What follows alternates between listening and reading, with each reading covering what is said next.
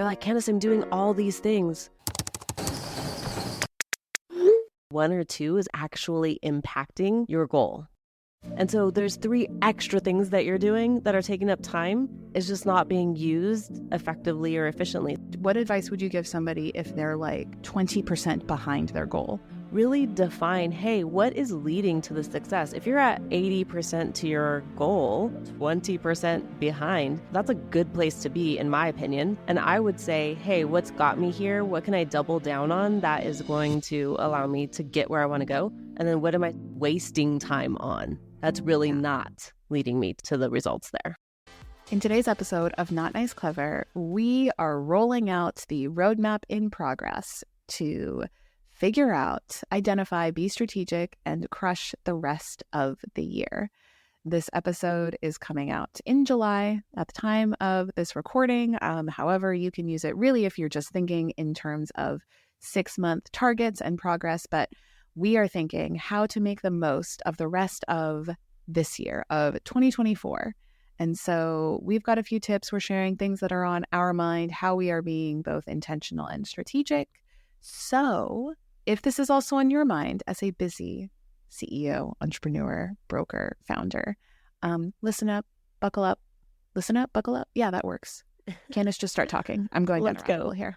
Okay, so the first thing that you should do we're entering Q3, so that means that we're entering the second half of the year.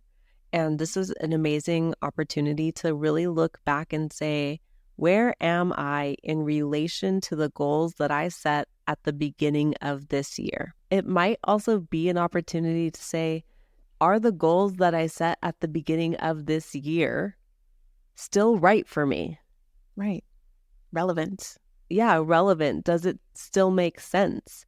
Like, there are things that I have new plans for that weren't even in my plan for the beginning of the year. But looking at data has allowed me to see an opportunity for a new stream of income. And if I hadn't sat down and said, where am I might have missed that opportunity. Look at your goals. And some of you right now are feeling a little bit guilty. Maybe you're getting a little sweaty. You're like, oh shit, I never wrote down goals at the beginning of the year. Well, you know, the next best time to write them down is right now. Is right now. Yeah. It's right now. It's okay if you didn't do it in January. Cool. You can't change that. Let's write them down right now. You don't have to be afraid of setting goals or writing down your plans. You should be excited by writing down your plans. They should make you feel good about moving towards something that matters to you. I feel like in the times where I didn't write things down and I didn't say what mattered to me, make that declaration, I was easily swayed into other people's plans. Yes, by default or by design, right? How often do we talk about that? Not just in terms of personal brand, but life, career, reputation, wardrobe, all of it. If someone doesn't have a plan, I might rein them in to help me with my plan. And that's just normal, right? That's just something that's going to happen in business. But if you have a plan, then you can built. Then you can make choices and be discerning about, is this leading me towards the goals that I have for myself, or is this a distraction? I literally, just as you were talking, I need to pull up what I got advice this morning from one of the apps on my phone, and I'll tell you the app after I read you the quote, because I don't want anybody to be biased here. But the last line of the advice today was, if you don't take up this space, someone less qualified and brilliant will. So claim it. Oh, it's so good. I love that. Yes. Wait, one more time, please. If you don't take up this space, someone less qualified and brilliant will. So claim it. Okay, tell the people the app. We already know it has to do with astrology. You know what? You can sit down, ma'am, miss, in your office in Temecula. Yes, it's an astrology app. It's the Chani app, Chani. If you have CoStar or the Pattern, those are great. I like Chani better.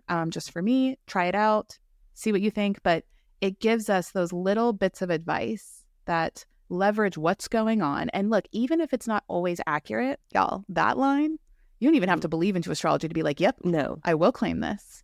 Right. Like, I am qualified. I am brilliant. This, I'm going to take up space and not apologize for it. Like, that's cool. So I thought that was like, that kind of came to me as I was listening to you. Another thing that would be a great thing to do right now is just Google Wheel of Life. As a life coach, I use that tool many times with my clients.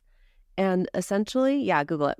It's a wheel that has, I think it's 8 different aspects of life, like work, relationships, family, friends, fun, money, spirituality, love, career. Ooh. And what you do is you kind of color in how are you feeling when it comes to your career. Are you like coloring up to a 5 or up to a 10? Like basically, if you Google it, you'll know what I'm talking about. And it can kind of show you like how balanced is your wheel. Are you spending time in the areas that matter most to you? Are you neglecting some parts of your life? I'm literally taking the assessment right now. I'm also listening to you. Yeah. But okay, hold on. Now I'm going to pause so I can be present here on this recording. But okay. It's going to help you to see, okay, maybe you've been going really hard on work, but you've been missing out on family time and you haven't been taking care of your health and wellness. It's just going to give you that visual representation of how you're currently feeling, which can inform the decisions that you make in quarter 3 and quarter 4. So genius. I literally just marked career as a 10, but health as like a 6 or a 7. Yeah. I will have to revisit that. No, that is so good. Such a simple tool that you can literally print out for free online, do it on your own. We'd be happy. Take a picture, DM it to us. We want to know all the assessment results. Reviewing your goals, writing them down. For me, I personally am not excited by the term goal, so I've called it targets. Like it's like target practice. Like what am I aiming for? Like I love the Sarah Blakely quote, and I don't know if she originally said it, but I heard it from her first. Of whatever you want to set your sights on, aim higher so that you land where you want to land. Mm-hmm. And so I call them like targets, like what am I aiming for? What am I like aspiring to? And the other thing that I like to do, like not only reviewing like Q2, how you stood, but then also the past 6 months, like from January to present, I also love to do what's called a quarterly energy audit, which this is a concept that I learned about through my coach, Andrea Crowder. And it's where you look at all of the tasks and activities and responsibilities and duties that you're currently doing, that you've been doing this past quarter. Because we know, Candice, we always have that do versus delegate conversation with clients. I have it with myself, right? And we set out the beginning of the year, cool, I'm going to do this and I'm going to delegate that. But then somebody is sick or somebody goes on vacation, and then you just do that because you can get it done quicker than having to like train somebody else or cross-train. I just hired someone and then it's been 2 weeks and I haven't onboarded them because I just don't have the time. Same. My ops assistant comes on board this Thursday and I cannot wait.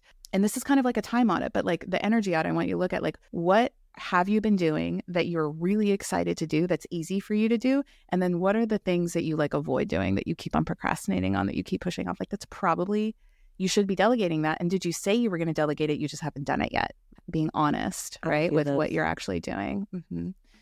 How would you, Candice, if somebody listening is not at the goals that they have set, because I feel like language that people use a lot is that they're 50% to goal or they're 5% past goal.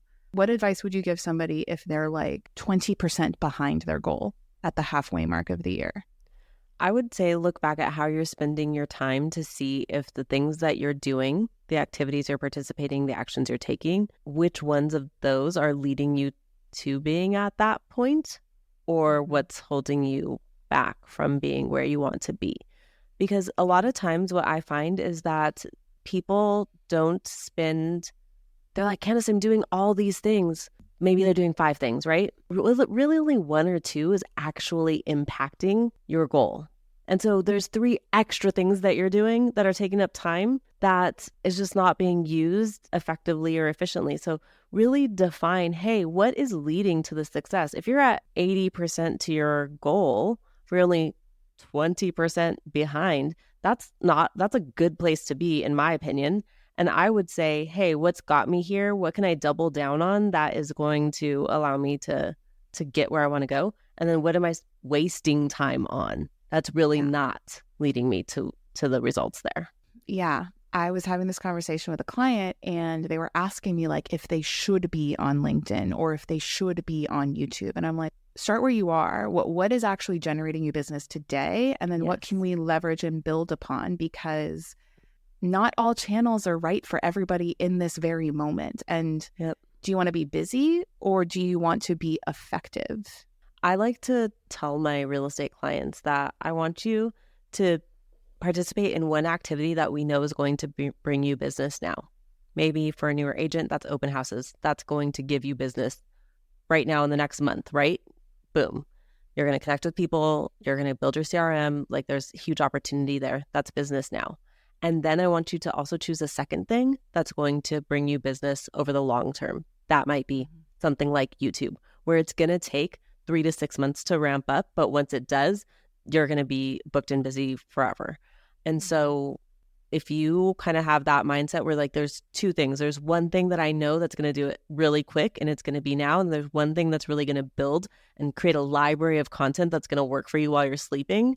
Then that's how I like to do it with my clients.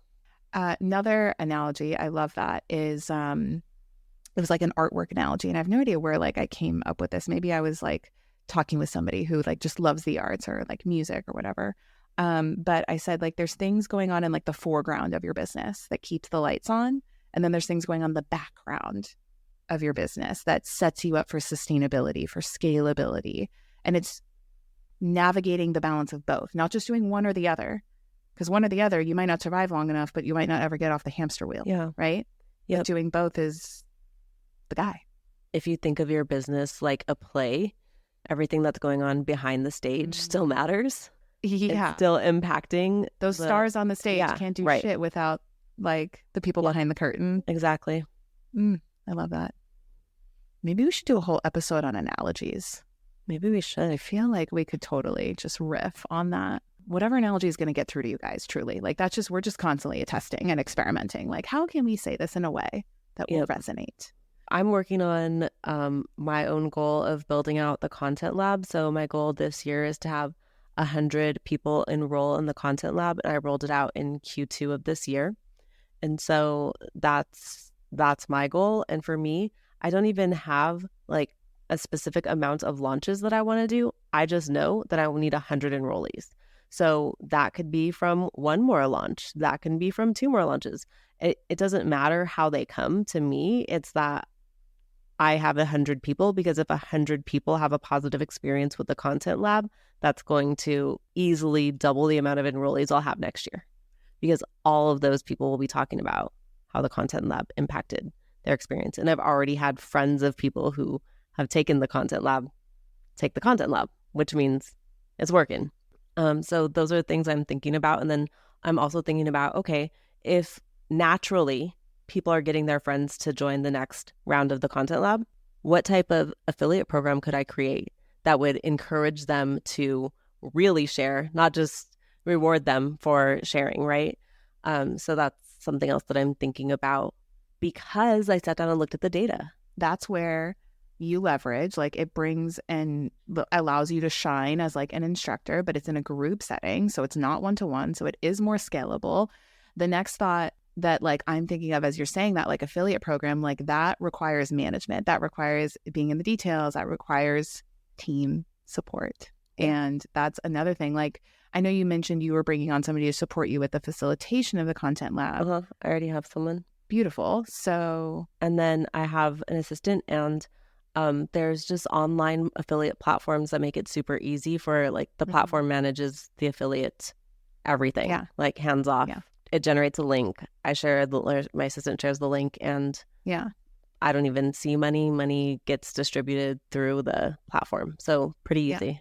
Figuring out too, when you're looking at the tasks that you're doing, like do versus delegate, like figuring out what you can do to invest to get your time back. Like that, those are the hires that I'm making right now, when summertime historically is a quieter time for business, but it's a time where I'll have slightly more bandwidth to be able to properly onboard somebody and give them all the resources that they need and be able to essentially my vision. So your vision for Content Lab is like 100 enrollees. Fantastic. There's so many different ways you can get there, but I love that you're super clear in that, because for me, in the hiring decisions I'm making, I'm thinking, how do I get myself out of my phone?